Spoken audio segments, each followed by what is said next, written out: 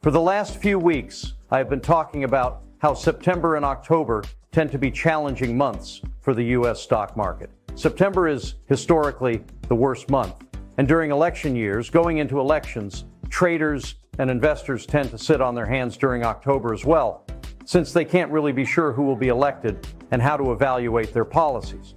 Well, the negativity came home to roost last week, with it being the worst week for the market for the entire year 2024. Not a crash by any means, but the large technology darlings got beat up once again.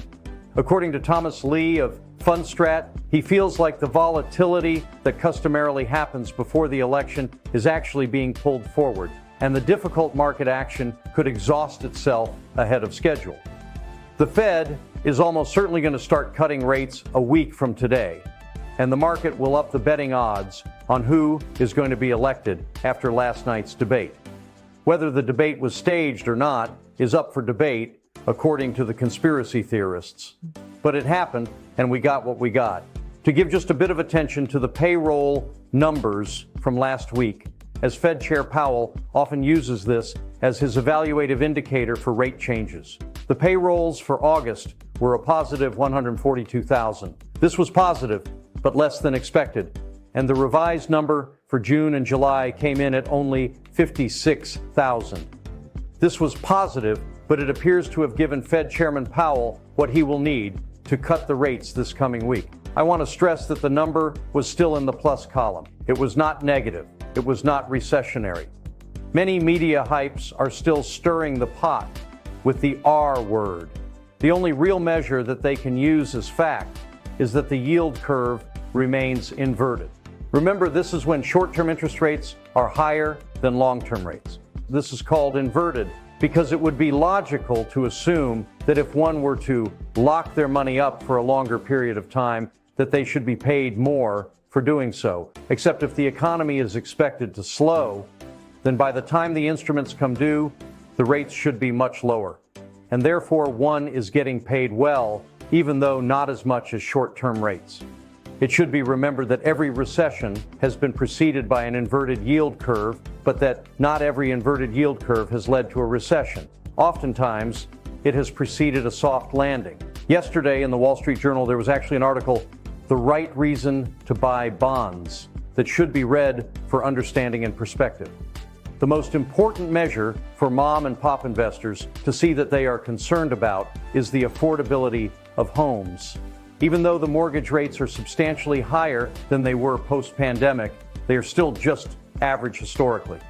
The hope is that besides making money cheaper for companies, the affordability of housing will be better as well. To really see what the affordability for housing currently is, here is the index going all the way back to the mid-1980s. The reality is that lower interest rates in a lack of recession tends to only force prices higher when the residential market continues to be as competitive as it has been. Even the Sunday New York Times wrote an article about it, titled "The Downside of Falling Interest Rates."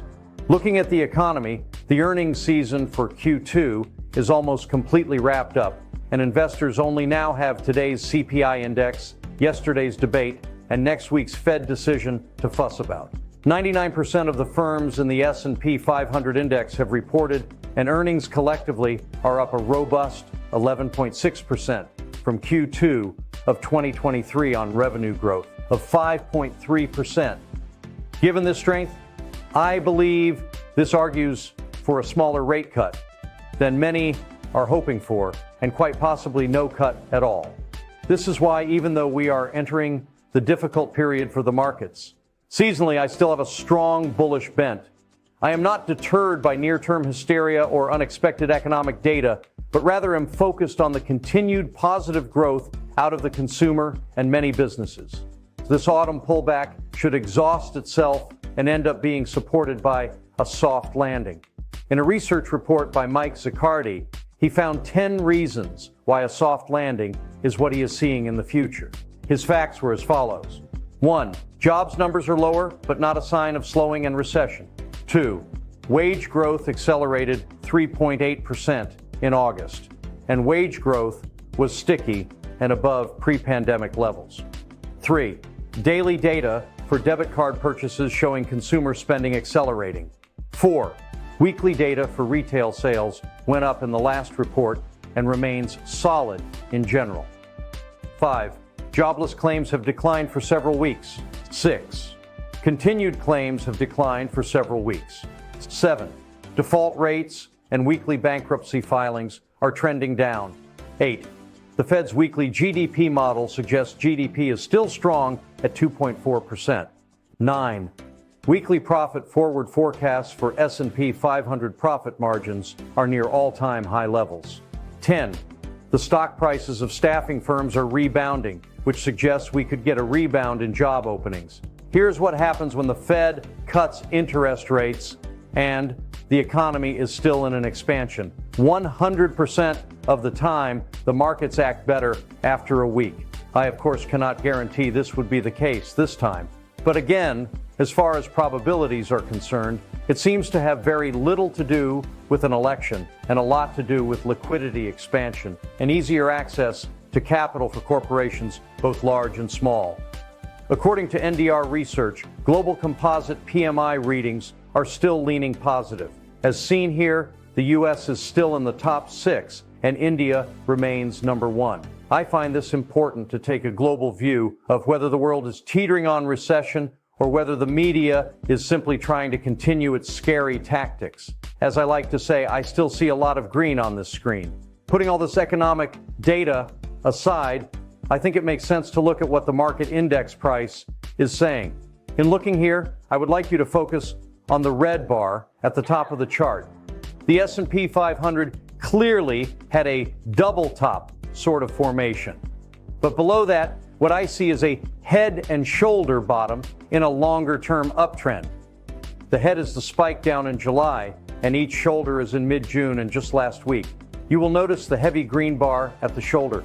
These tend to resolve to the upside when the overall trend in the market is higher.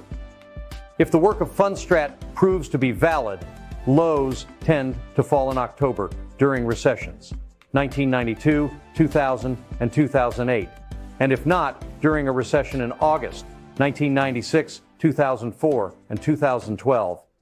Here I've circled the recession and non-recession bottom month years. I wanted to get some more facts about seasonal activity, so I went back to 1950 to examine what the second half of the year could provide, given the first half that we have experienced. I found a very interesting probability.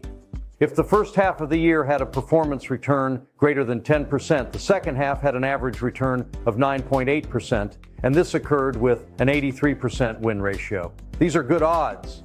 I am particularly hopeful of this being the case as September has started quite dreadfully. The measure of how dreadful this corrective spike lower has been is often measured in velocity by looking at the level of the VIX volatility index. Going back to just after the pandemic, spike points in the futures market for the VIX have pretty consistently corresponded to lows in the broad index. Quite possibly the moves lower in July and this last week could have marked low points in the index and might just be setting the stage for the hopeful year-end rally. According to hedge fund legend Ray Dalio, in an interview in Barron's this past weekend, he said specifically, bonds rates are a bit too low. There is already a lot of easing built into the yield curve. I'm not sure that you're going to see the amount of easing. Stocks. When I look at stocks, they appear a bit high. The big risks are political. You could see one side not accepting losing and changes in tax rates, capital gains, and unrealized capital gains. These would be negatives for the market. Economy. I think the economy is under the normal scenario. It's doing just fine, except for the great polarity in our society, political spectralism. I take this to mean that he is in the soft landing camp for rates, that the stock market is really going to depend upon a continuation of earnings and revenue growth, as it should be. And the economy is just fine as long as some crazy socialist-style tax changes aren't thrown in the mix. This is a lot of charts and facts for a hot summer September, but I will continue to provide what I feel are salient facts and historical statistics to pay attention to in managing through a truly historically turbulent election time. As always, please contact us if we may be of assistance.